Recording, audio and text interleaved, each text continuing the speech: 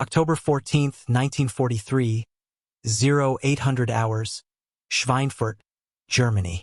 German 88mm Flak 36 batteries of the 26th Flak Regiment track 291 American B-17 flying fortresses approaching the ball-bearing factories. Würzburg FuMG 39 radar operators report massive formations at 25,000 feet. The target: destroy German war production.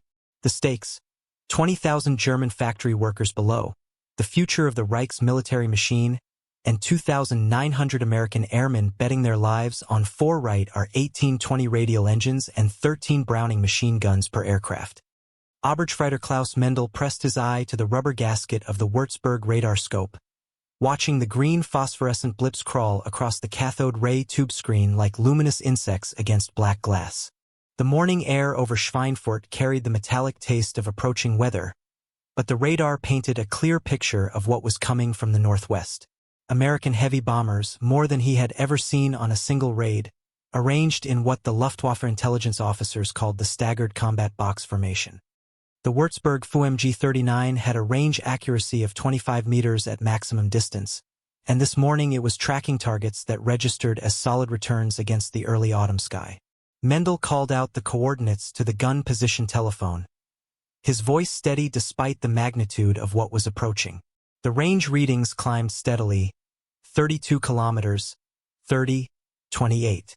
At this distance, the 88mm Flak 36 guns could reach the American bombers with their 17-pound high-explosive shells, each one designed to burst into 1,500 jagged steel fragments capable of shredding aluminum airframes and human flesh with equal efficiency.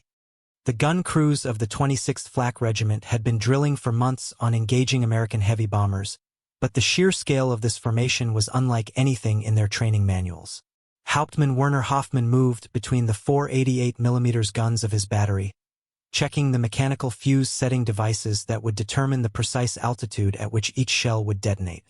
The Flak 36 was a marvel of German engineering, capable of hurling its deadly projectiles to an effective ceiling of 26,000 feet. Each gun required an 11-man crew working in perfect coordination, the commander calling out firing data, the range setter adjusting the mechanical computer, the loader ramming the heavy shells into the breech, the trainer and elevating gunner tracking the target according to the Würzburg radar plot. The American formations were flying in what German intelligence had designated as the staggered combat box, a defensive arrangement that placed individual B-17 flying fortresses in overlapping fields of fire. Each bomber carried 1350 caliber Browning machine guns distributed across 5 gun positions: a powered chin turret with twin guns, a dorsal turret amidships, a ball turret suspended beneath the fuselage, waist gun windows on both sides, and a tail turret. When 36 bombers flew in a single combat wing, they could bring more than 450 heavy machine guns to bear on attacking fighters. Luftwaffe pilots had taken to calling these formations Fliegen Stachelschwein, flying porcupines, because approaching them from any angle meant flying into a storm of 50 caliber bullets. But the 88mm Flak guns offered a different kind of engagement. The bombers had to fly straight and level during their final bombing approach, unable to take evasive action without destroying the precision required by their Norden bomb sights. For approximately 10 minutes during the bomb run, the American formations would be locked into predictable flight paths, perfect targets for radar-directed anti-aircraft artillery. The German guns fired time-fused shells programmed to detonate at specific altitudes, creating deadly air bursts that could destroy an aircraft without requiring a direct hit. At 0847 hours, the 1st Combat Wing of the American 1st Air Division crossed into the effective engagement zone of the Schweinfurt defenses. The Freya FuMG 450 early warning radar stations along the German border had been tracking the bomber stream since it formed up over the airfields of East Anglia, providing the Schweinfurt batteries with nearly 2 hours of advance warning. The Freya operated on a 25-meter wavelength with sufficient range to detect aircraft formations at distances exceeding 100 kilometers, though it could not provide altitude information. That crucial data came from the shorter range but more precise Würzburg radars deployed around high-value targets. Mendel watched the scope as the lead combat wing approached the initial point for their bombing run. The cathode-ray tube displayed range, bearing, and elevation in real time, the data automatically transmitted to the gun positions through the fire control system. German radar technology had advanced considerably since the early war years, when single Freya stations could be jammed by British electronic countermeasures. By 1943, over 4,000 Würzburg radars of various models were deployed across German-occupied Europe, forming an integrated air defense network that could track multiple targets simultaneously and direct both flak batteries and fighter aircraft against incoming raids. The first shells burst among the lead elements of the American formation at 0851 hours. Hoffman's battery had ranged on the bombers at 24,000 feet, the 88mm projectiles climbing in steep ballistic arcs before detonating in black smoke puffs that appeared suddenly among the olive-drab aircraft. The sound reached the gun positions seconds later, a rolling thunder that echoed across the factory districts of Schweinfurt. Each explosion sent 1,500 steel fragments radiating outward in lethal patterns, capable of puncturing aircraft skin, severing control cables, or killing crew members instantly. The American formation held its course.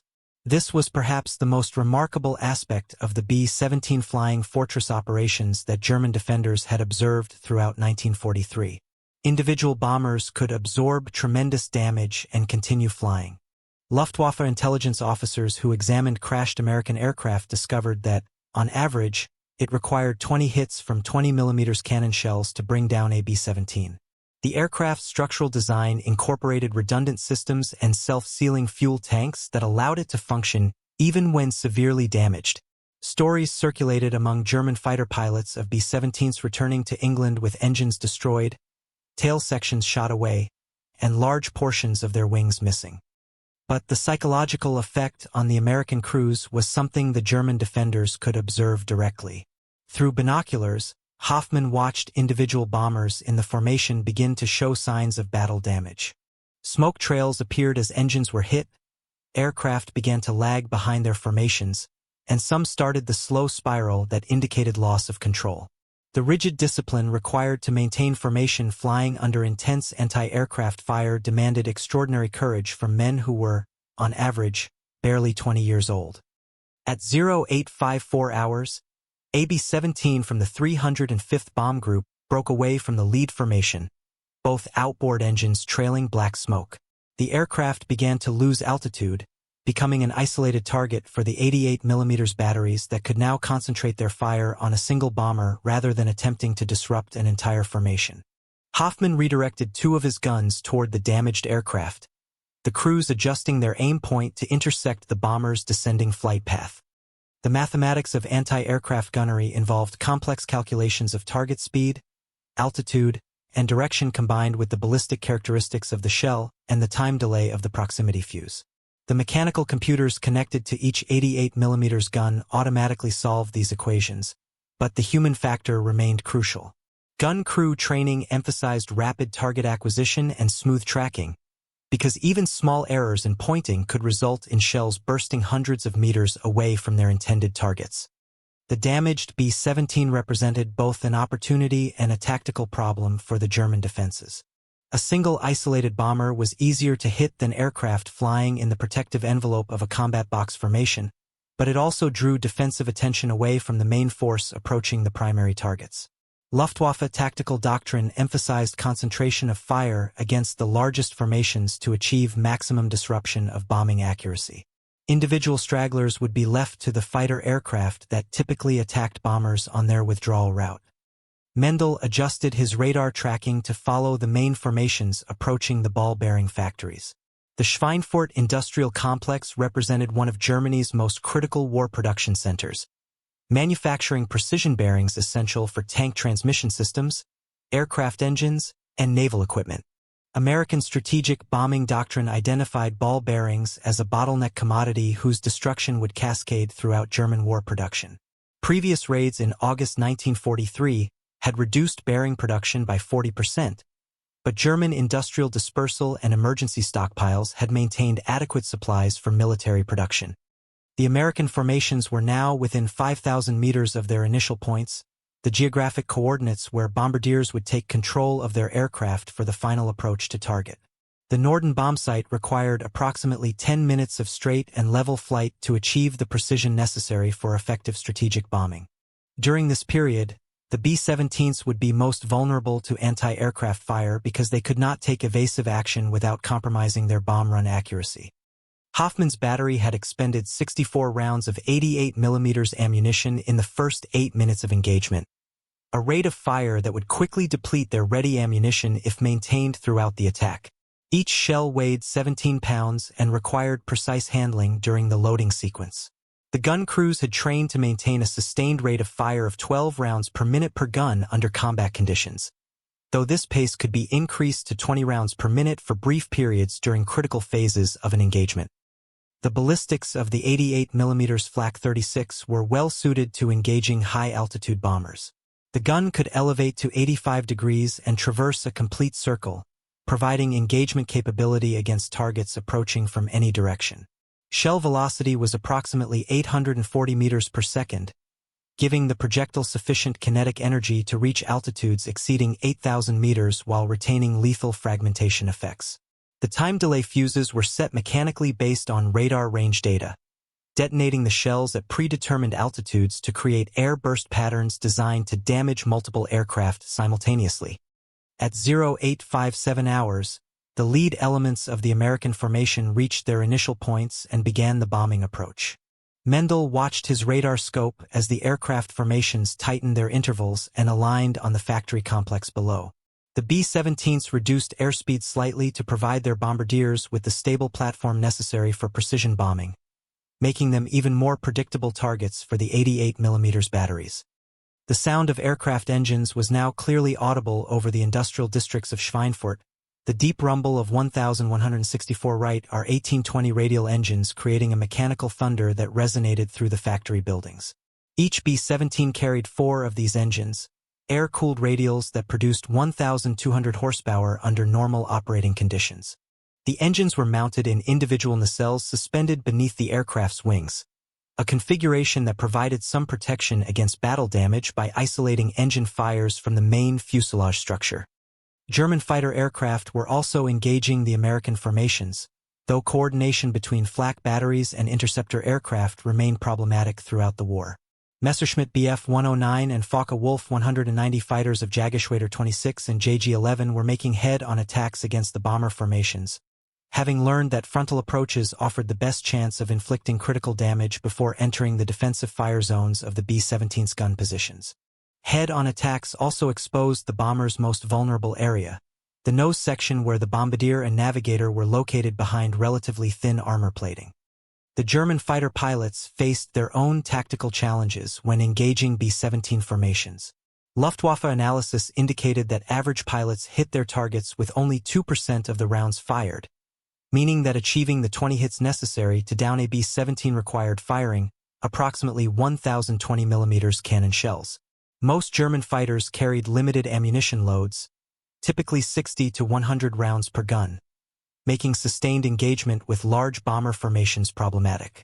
Fighter pilots had to choose their targets carefully and break off attacks when ammunition was exhausted, often before achieving decisive results. Hoffmann observed the fighter attacks through his binoculars while continuing to direct his battery's fire against the bombers approaching the factory complex. The coordination between different elements of the German air defense system represented one of the most complex military challenges of the war.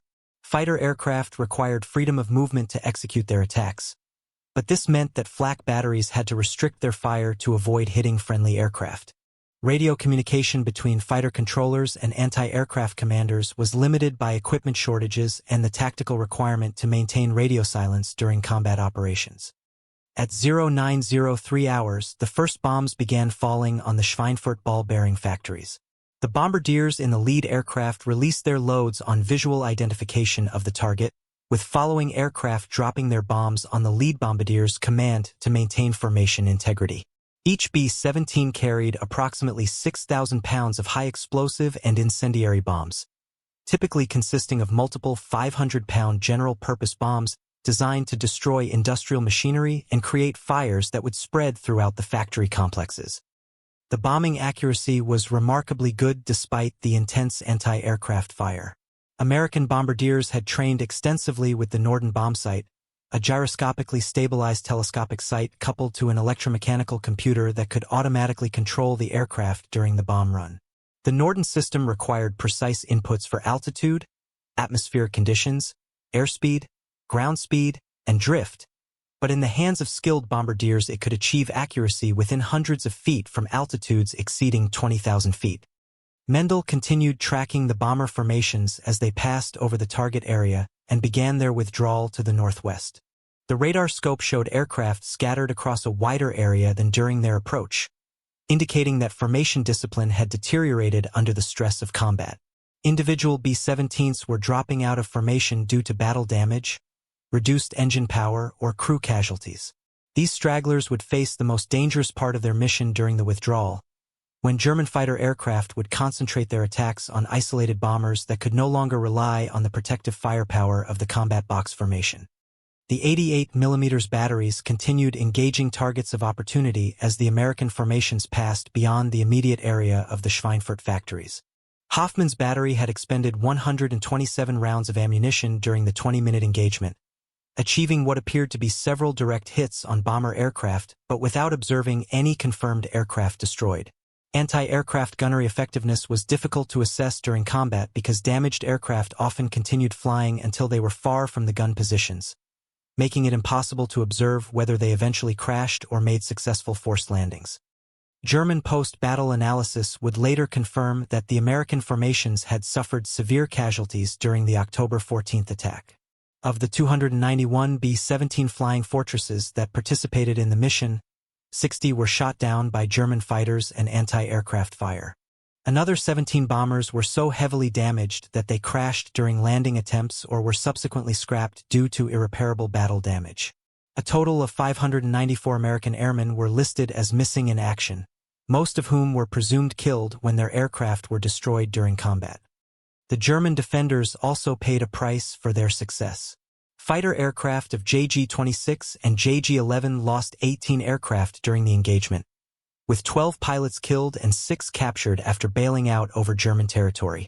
The 88mm flak batteries expended over 2,000 rounds of ammunition, representing a significant logistical burden for units that were already experiencing shortages of specialized anti-aircraft shells. Radar equipment suffered battle damage from bomber defensive fire and required extensive maintenance to restore full operational capability.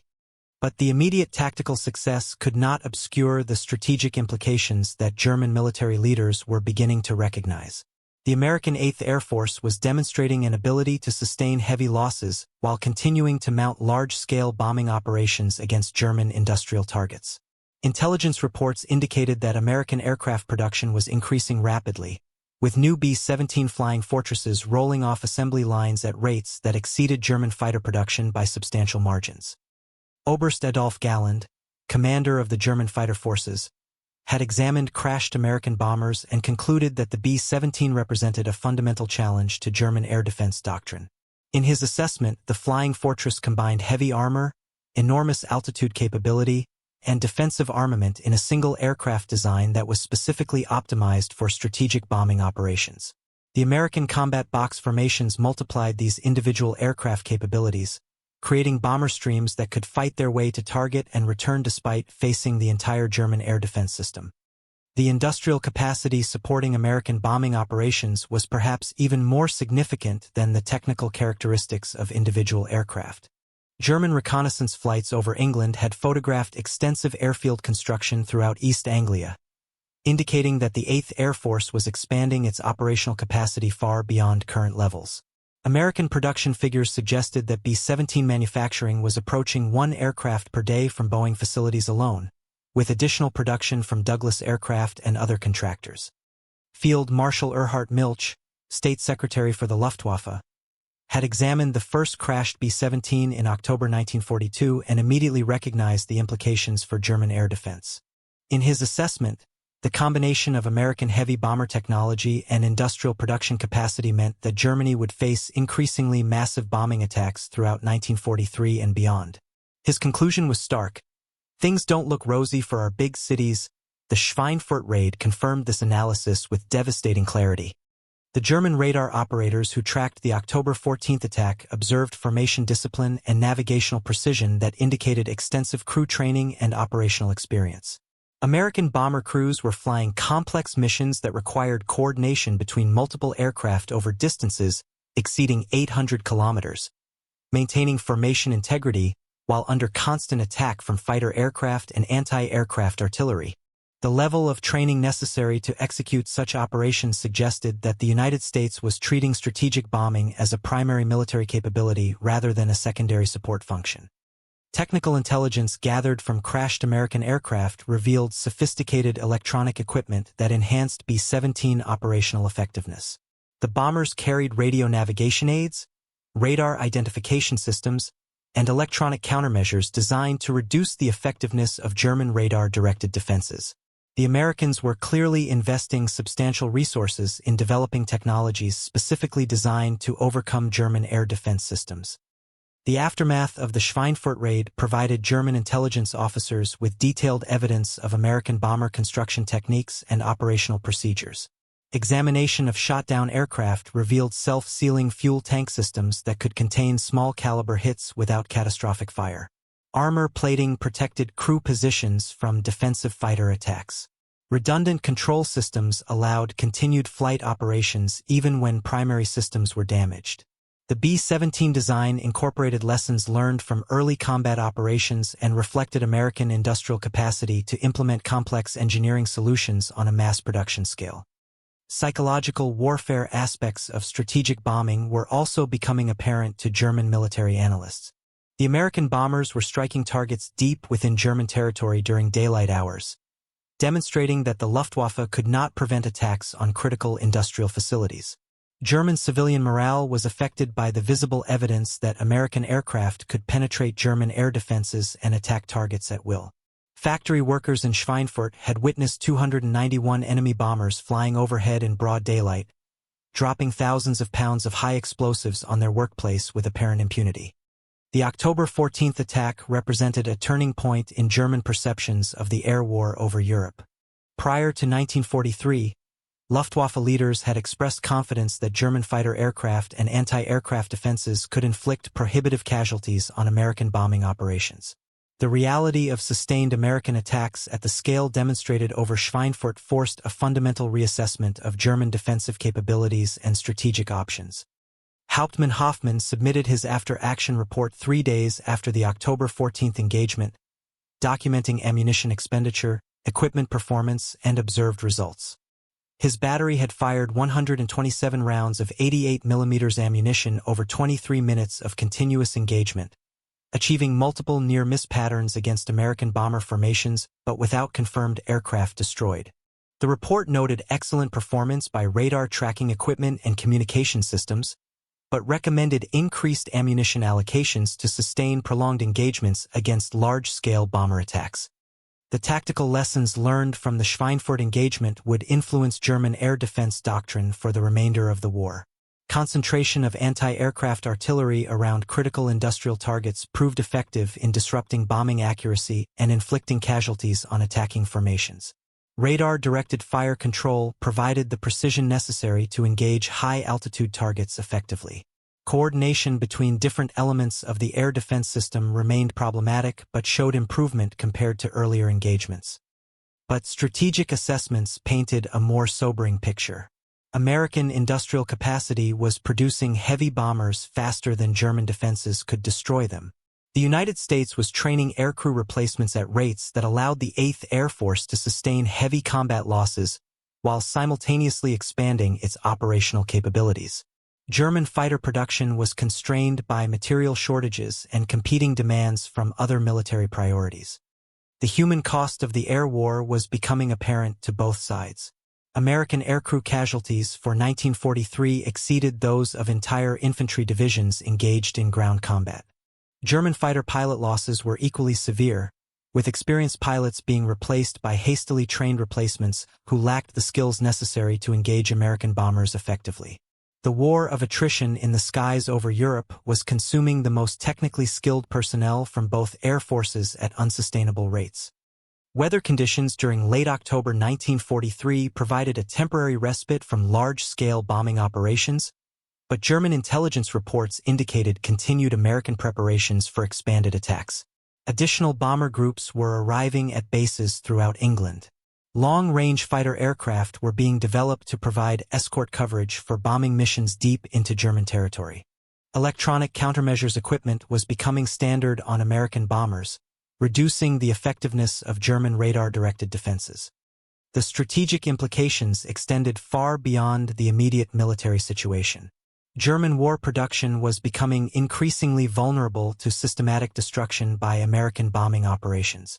Critical bottleneck industries like ball bearing production could be targeted repeatedly until cumulative damage disrupted entire sectors of the German economy. The psychological impact on German civilian populations was undermining confidence in the ability of the Wehrmacht to protect the homeland from enemy attack.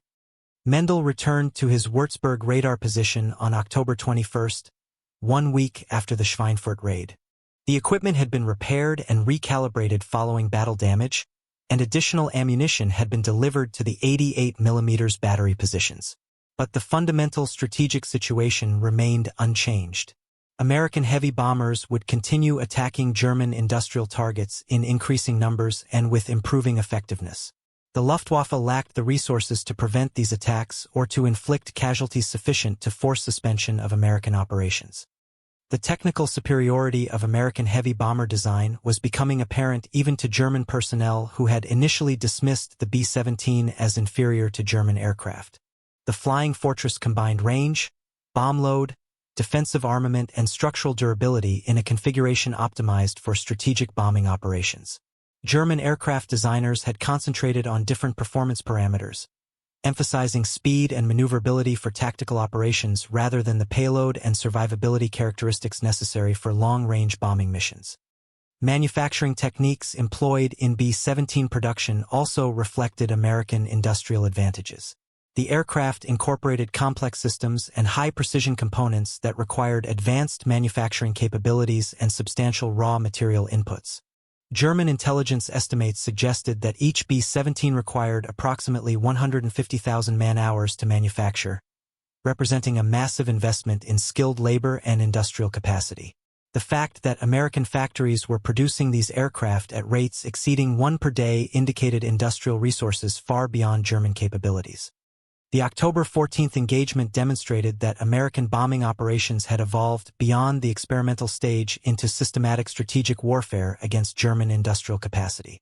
The precision of the attack, the coordination of multiple bomber formations, and the persistence of individual aircraft under heavy defensive fire indicated operational maturity that posed a fundamental threat to German war production. The strategic bombing campaign was no longer a peripheral military activity but had become a primary threat to German ability to continue the war. Gallen's assessment proved prophetic in its recognition that the air war had shifted decisively against Germany. The combination of American heavy bomber technology, industrial production capacity, and aircrew training was producing bombing capabilities that exceeded German defensive resources. The Schweinfurt raid marked the beginning of sustained American attacks that would systematically destroy German war production throughout 1944 and 1945, contributing decisively to the eventual collapse of the Third Reich. In the immediate aftermath of the October 14th attack, German propaganda emphasized the heavy casualties inflicted on American bombing formations. Radio broadcasts claimed that 132 American aircraft had been destroyed, substantially higher than actual losses but reflecting the genuine shock that German military leaders felt when confronted with the scale and effectiveness of American strategic bombing operations. The reality was that the United States could sustain such losses while continuing to expand bombing operations, something that German strategic planning had not anticipated. The men who operated the German air defense system during the October 1943 period were witnessing the beginning of Germany's defeat in the air war over Europe. The 88mm flak crews, radar operators, and fighter pilots who engaged American bombers during this period fought with skill and determination against increasingly overwhelming odds. Their tactical successes, like the casualties inflicted on October 14th, could not compensate for the strategic reality that American industrial capacity was producing military forces faster than German defenses could destroy them. The B-17 Flying Fortress had proven itself to be exactly what its name suggested. A fortress that could fly into the heart of German territory, deliver devastating attacks on critical targets, and return to fight again despite facing the entire German air defense system. The combat box formations that German defenders found so difficult to engage effectively represented American tactical innovation specifically designed to overcome German defensive capabilities. The combination of aircraft technology, formation tactics, and industrial production had created strategic bombing capabilities that would ultimately prove decisive in the European war. For the German defenders who watched American bomber formations approach Schweinfurt on October 14, 1943, the engagement represented both tactical success and strategic defeat. They had inflicted heavy casualties on the attacking force and demonstrated the effectiveness of their defensive systems.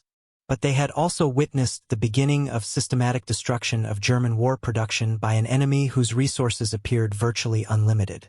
The air war had turned decisively against Germany, and the men operating radar scopes and manning 88mm guns throughout the Reich would spend the remainder of the conflict fighting a losing battle against American bombers that kept coming in ever-increasing numbers. The legacy of the October 14th engagement extends far beyond the immediate tactical results. It demonstrated the effectiveness of strategic bombing as a military doctrine and established the foundation for American air power doctrine that would influence military planning throughout the Cold War and beyond. The B-17 Flying Fortress became a symbol of American industrial capacity and technological superiority that fundamentally altered the character of modern warfare. For the German defenders who faced these aircraft over Schweinfurt, the engagement marked the beginning of their recognition that the war could no longer be won through defensive operations alone. The technical lessons learned from German defensive operations against B-17 formations influenced post-war aircraft design and air defense systems throughout the world. The effectiveness of radar-directed anti-aircraft artillery demonstrated the importance of electronic systems in modern air warfare. The tactical innovations developed for engaging bomber formations established principles of air defense that remain relevant to contemporary military operations. The human cost of the air war over Europe provided stark evidence of the destructive potential of strategic bombing and contributed to post-war efforts to regulate aerial warfare through international agreements. But for the German crews who manned the air defense systems during 1943, the immediate reality was the recognition that they were fighting a losing battle against American industrial capacity and technological superiority. The men who tracked American bomber formations on their radar screens, loaded 17-pound shells into 88mm guns, and watched the skies over Germany fill with enemy aircraft understood that the strategic initiative had passed irreversibly to the Americans. The October 14th engagement over Schweinfurt marked not just a tactical defeat, but the beginning of Germany's recognition that the war in the air had been lost, with all that implied for the ultimate outcome of the broader conflict. The sound of American bomber engines over German territory would become increasingly familiar throughout 1944 and 1945, as the strategic bombing campaign expanded to target oil production, transportation systems, and ultimately German cities themselves. The men who operated the German air defense system during this period fought with remarkable dedication against overwhelming odds, achieving tactical successes that could not compensate for the fundamental strategic reality that American industrial capacity was producing war materials faster than German forces could destroy them. The air war over Europe had become a war of attrition that Germany could not win, and the October 14th engagement over Schweinfurt provided clear evidence of this strategic reality to anyone willing to acknowledge it.